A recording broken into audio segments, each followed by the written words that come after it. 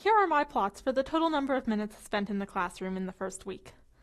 We saw earlier that the mean number of minutes spent was much higher for students who passed the project, and we can see that here since these labels are increasing faster than these. We can also see that for students who pass, the number of students who fall into one of the longer buckets is higher relative to the non-passing students. On the other hand, the rough shape of the two histograms is fairly similar. Most students spend the shortest amount of time, and then fewer and fewer students fall in each bucket as you increase the amount of time. This shape holds for both students who pass and students who don't pass the first project.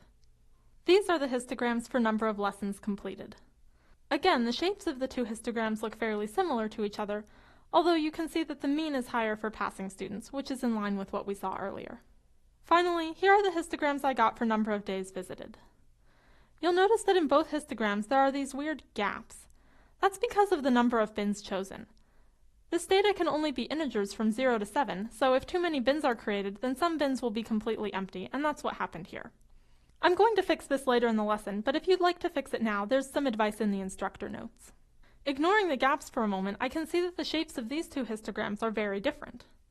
For non-passing students, the shape is similar to earlier, where less and less students are in each bucket as the bucket corresponds to more and more days.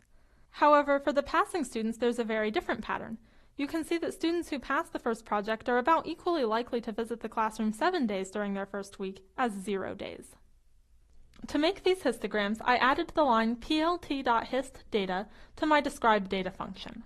That way, I would be able to easily make the histogram for each metric by rerunning the later cells where I described the data, and the histograms would show up next to the summary statistics. Of course, in order for this line to work, I needed to import matplotlib. And I also added the line %pylab inline to the top of the cell, so that my plots would show up within my notebook and not in a separate window.